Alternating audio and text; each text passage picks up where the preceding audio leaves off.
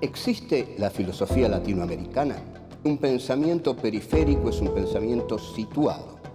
Europa se arroja sobre América Latina la herencia de los pueblos originarios, los proyectos de nación, el porqué de este pensamiento, el rechazo al colonialismo, la unión latinoamericana, la lucha de clases en Argentina, países subalternos, marginados, que no han participado de la centralidad de la historia. América Latina, filosofía y colonialismo. Encuentro 8. Tendencias historiográficas en Argentina. 1. La historia como conflicto. 2. El revisionismo histórico y la historiografía liberal. 3. Forja y la década infame. 4. Los hechos y las interpretaciones de los hechos.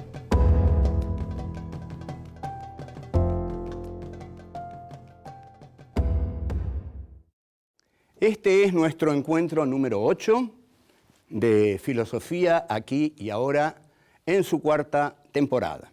El tema que tratamos en esta cuarta temporada es América Latina, Filosofía y Colonialismo. El tema que nos va a ocupar hoy, y nos va a ocupar fuertemente, es el de las tendencias históricas en la Argentina. Que haya distintas tendencias históricas quiere decir que hay distintos puntos de vista sobre la historia.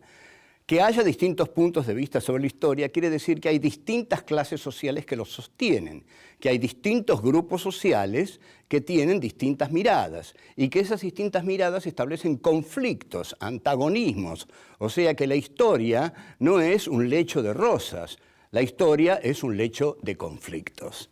Y estos conflictos se expresan también en las interpretaciones que cada uno de esos grupos, clases o subclases, hace de la historia.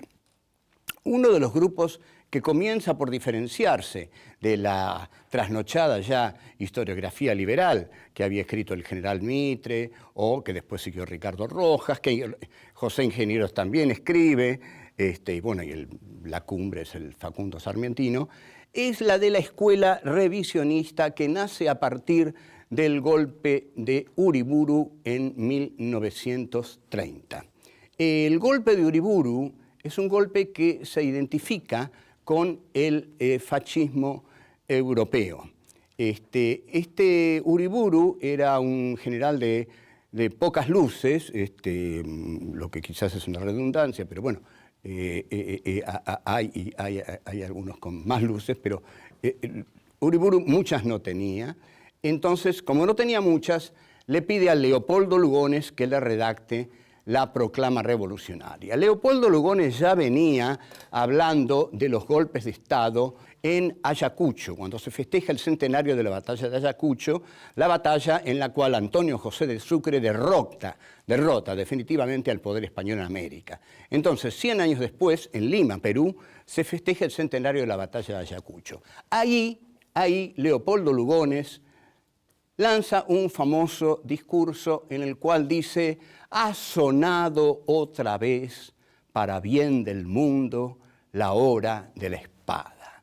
Lugones era un gran orador, Lugones era un gran charlataneador y tenía una enorme facilidad de palabra y de construcción de conceptos que respondían a la época en que se estaba viviendo. Entonces, en el discurso dice: así como la espada hizo lo único enteramente logrado que tenemos hasta ahora, es decir, la independencia, ahora es necesario que la espada vuelva a instaurar la jerarquía, palabra bien de la derecha, la jerarquía indispensable que la democracia ha malogrado hasta hoy, y la democracia para Lugones se opone a toda jerarquía. Lógico, la democracia no establece jerarquías, pero para un fascista, para un tipo de la derecha, tiene que haber jerarquías.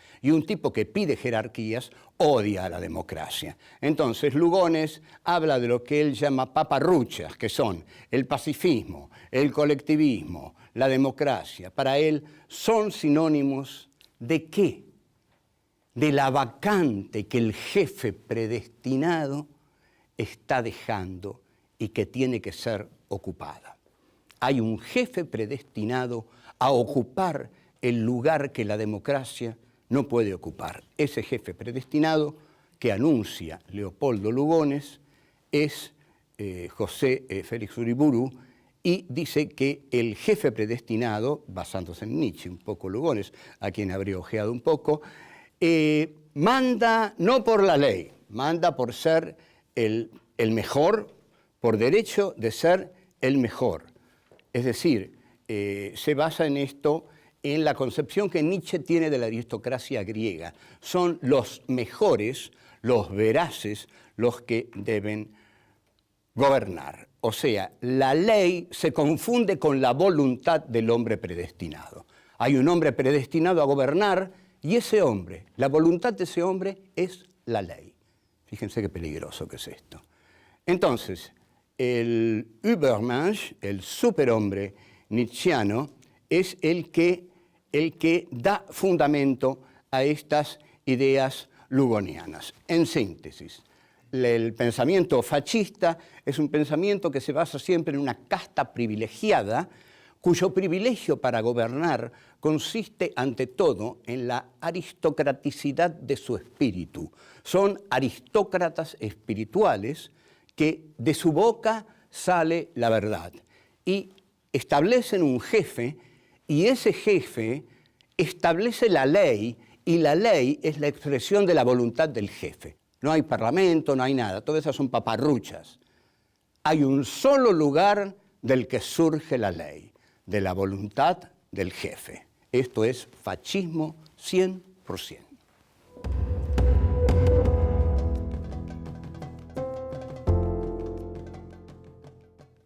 El revisionismo histórico se caracteriza por una gran carencia.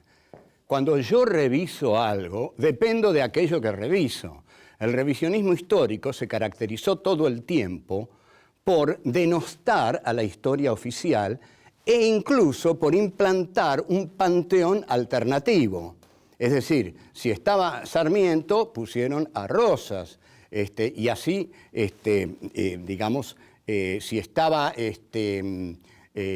los caudillos federales, se oponían a la burguesía ilustrada de Buenos Aires. Pero esta visión alternativista no puede crear un suelo originario desde el cual pensar algo absolutamente nuevo. Por eso, desde aquí les decimos a esos pensadores liberales que cada vez que uno dice algo distinto a la trasnochada historia liberal, le dicen a uno que es un trasnochado revisionista, que uno no es un trasnochado revisionista porque se ha plantado en otro lugar. Yo ya no pienso en la historia liberal, pienso en la historia que estoy pensando autónomamente. En cambio, sí, los revisionistas, como hicieron un movimiento inicial de largada, estaban determinados a destruir a los héroes, a los, digamos, a los próceres de la historiografía liberal. Y entonces, como lo maldito siempre tiene ese sabor tan especial, cuando se dirigen hacia el pasado, encuentran que nuestros torpes liberales han entronizado a un gran maldito en el pasado, como después van a hacer la misma torpeza con Perón. Han entronizado como gran maldito de la historia argentina a don Juan Manuel de Rosas, de quien José Mármol, un mediocre poeta, dijo: ni el polvo de tus huesos la América tendrá. Y lo trajo Menem, y se lo dejaron traer a Menem. ¿Saben por qué? Porque Menem les dijo: señores, a mí me gusta Rosas, le dijo a los oligarcas de la tierra y de las finanzas. Me gusta Rosas, lo quiero traer. No, Rosas no. Pero yo, en cambio, voy a hacer todo lo que ustedes me digan. voy a hacer el plan económico que ustedes me digan, el plan social que ustedes me digan, voy a frenar a la CGT, voy a hacer todo lo que ustedes quieran. Ah, tráigalo a Rosas. Entonces Menem lo trajo a Rosas y hasta lo puso en los billetes de 20 pesos, no pasó nada. Pero hasta ese momento la maldición de mármol estaba ahí, y el polvo de tus huesos la América tendrá. Ahora, los revisionistas sí encuentran en don Juan Manuel de Rosas, y ya lo creo que lo encuentran, al líder fuerte, poderoso y romántico del siglo XIX. ¿Por qué? Porque buscan desde Rosas darle un basamento a Uriburu. Nada tenía que ver el pobre Uriburu con don Juan Manuel, que ese sí era una figura histórica poderosa. Una de las mejores biografías de don Juan Manuel de Rosas, hasta que tengamos la de Slavoj Žižek, porque se dice que el pensador esloveno, que ha venido por la Argentina, estudió algo de historia argentina y quedó deslumbrado por Rosas. Claro, ¿quién no queda deslumbrado por Rosas? Lógico, la batalla de la Vuelta Obligado, todo el color local que Rosas implica, ¿no? Incluso Oswald Spengler, en La decadencia de Occidente, uno de los libros fundamentales del siglo XX, del alemán Oswald Spengler, menciona a Rosas en uno de los lugares destacados entre los grandes caudillos del siglo XIX. Carlos Ibarguren, escribe una biografía de don Juan Manuel de Rosas. A los jóvenes de la izquierda peronista, la figura de Rosas los fascina, porque también es otro prohibido, y además porque el libro negro de la segunda tiranía unía justamente las figuras de Rosas y la de Perón. Habían sido los mismos liberales los que habían trazado la línea Rosas-Perón. Pensemos esto, ojo, atención, bien claro esto tengámoslo. Los mismos liberales habían trazado la línea Rosas-Perón al escribir el libro negro de la segunda tiranía, como habían trazado la línea Mayo-Caseros, ¿no? Es decir, Mayo, la libertad, Caseros, la dictadura, la infamia, el crimen, el matadero de Esteban Echeverría. La izquierda peronista interpreta a Rosas como un caudillo, como un líder antiimperialista, lo cual es cierto. Rosas fue un líder antiimperialista. Lo que pasa es que Rosas falló a la cita, para lo cual todo lo tenía destinado: modernizar la nación sin traicionar su soberanía. ¿Qué hicieron los liberales? Los liberales modernizaron la nación, pero traicionaron su soberanía. Modernizaron la nación regalándola, vendiéndola, entregándosela al capital británico, dándole las tierras al capital británico. Así modernizaron la nación. Rosas debió modernizar la nación, debió modernizar la nación sin entregar su soberanía. Y para eso estaba destinado, pero tenía demasiado odio a los gringos, Rosas, de modo que hizo una política de resistencia. Lo que no se le puede negar a Rosas es que hizo una política nacional de resistencia, lo cual se ve claramente en la gloriosa batalla de la Vuelta Obligado. Ya vengo.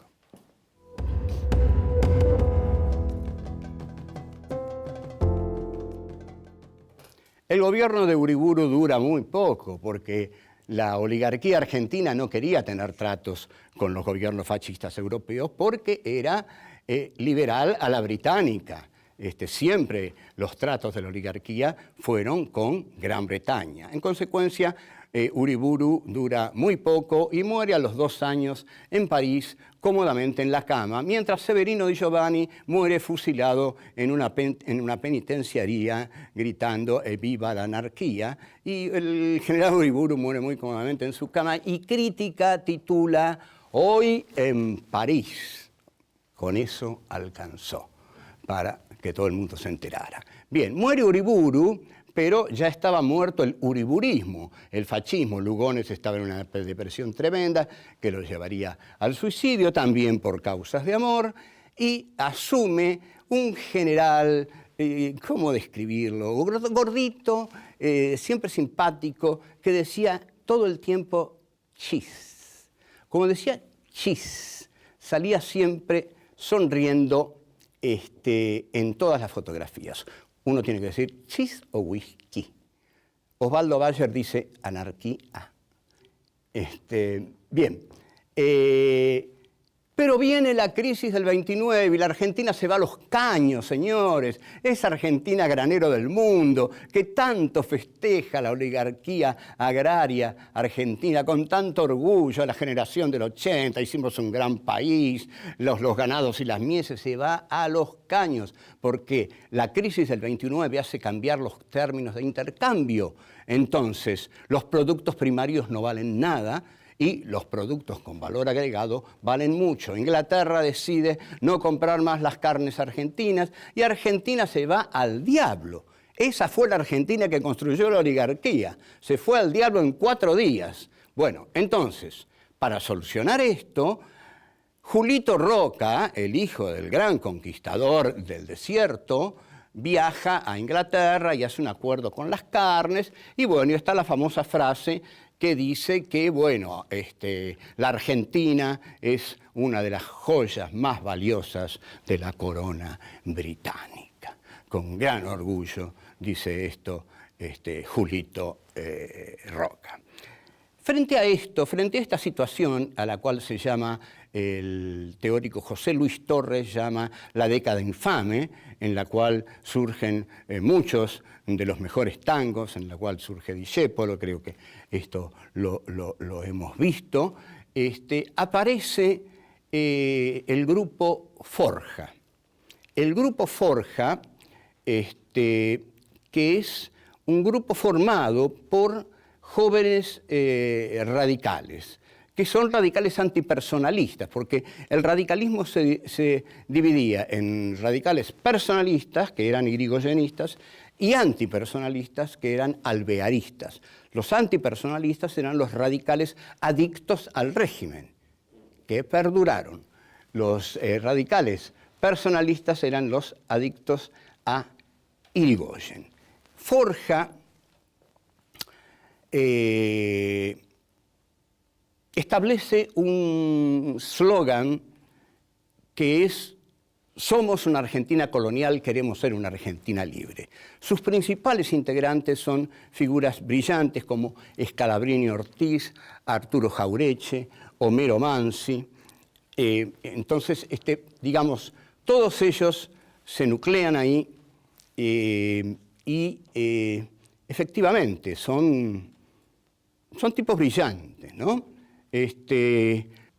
Y los que no tenían formación teórica, como Scalabrini Ortiz, se la hacían, se formaban teóricamente y Scalabrini Ortiz deja su costado literario que se había plasmado en El hombre que está solo y espera y escribe la historia de los ferrocarriles argentinos, que es un acto totalmente patriótico porque él no estaba destinado a eso y escribe realmente una muy seria y documentada historia de los ferrocarriles argentinos acerca de cómo fueron entregados y negociados con Gran Bretaña. Jauretche, por su lado, inaugura una ensayística irónica, despiadada, en la que muestra todo lo que logra el humor, todo lo que el humor es capaz de erosionar una ideología tomándole el pelo, que es lo que logra Jauretche con la oligarquía argentina. El grupo Forja confluye finalmente en el primer peronismo, pero no logra una inserción muy profunda. Y también tenemos como historiador liberal, del constitucionalismo liberal, como le gustaría decirlo a él, a Tulio Alperín Donghi, que bueno, es un historiador que ha escrito un libro que se llama Revolución y Guerra, muy valorado y que después del golpe de Onganía se exilió y se dedicó a escribir libros fundamentalmente antiperonistas con algún sólido basamento y con algún no sólido basamento. A mí no me interesan mucho los libros de Alperín Donghi. De este modo vamos a pasar a otra visión de que la historia da de los procesos políticos y sociales en la Argentina. Nos vemos.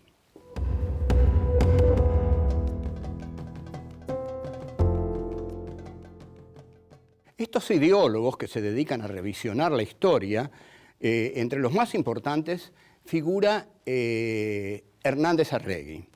Hernández Arregui saca en plena militancia de la juventud peronista un libro que lo estaban esperando todos, que se imprimía en las facultades, que salían folletitos, hasta que finalmente salió el libro, que era La formación de la conciencia nacional.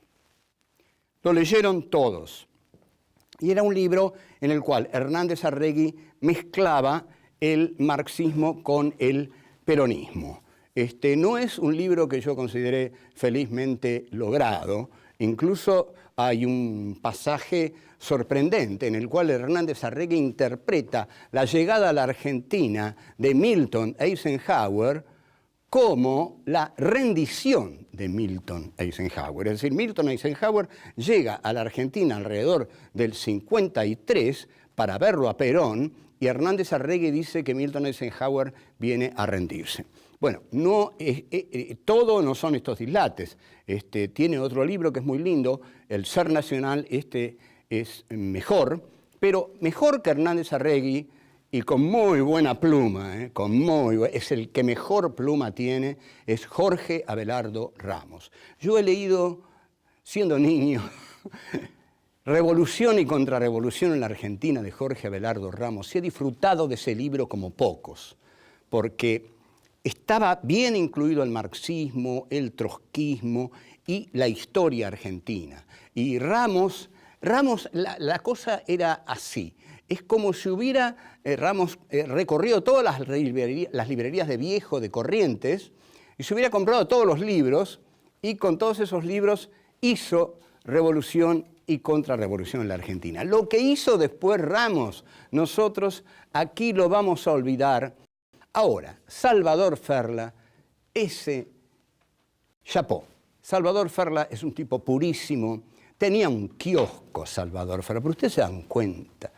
Don Salvador Ferla vivía porque tenía un kiosco donde vendía chicles, caramelos, chupetines, y escribió nada menos que Mártires y Verdugos, La Revolución de Valle, el libro que fue decisivo para los montoneros, junto con Operación Masacre de Rodolfo Walsh. Cuando los montoneros leyeron esos dos libros, decidieron empezar el operativo del secuestro y muerte del general Aramburu.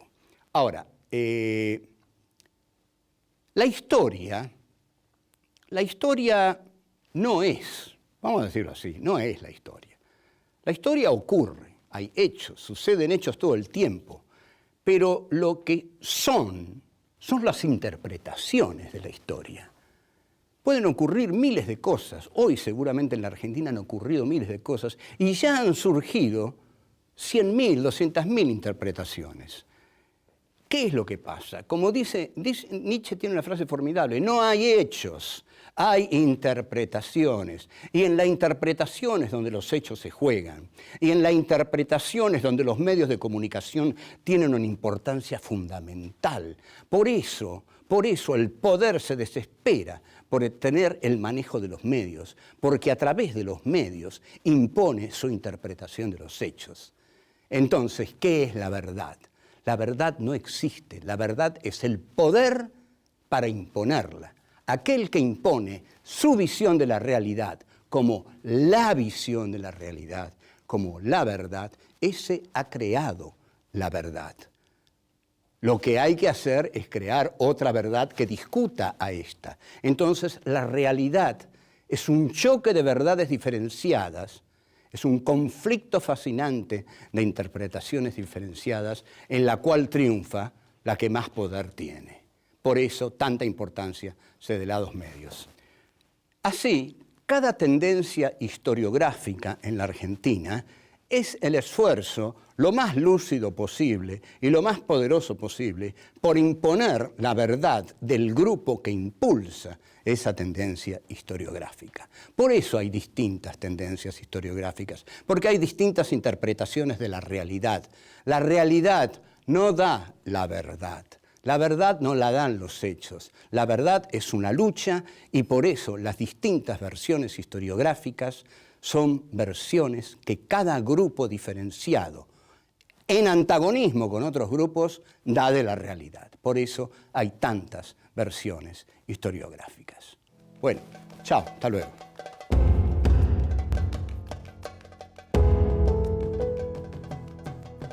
Hay un solo lugar del que surge la ley, de la voluntad del jefe. Esto es fascismo 100%. Inglaterra decide no comprar más las carnes argentinas y Argentina se va al diablo. Esa fue la Argentina que construyó la oligarquía.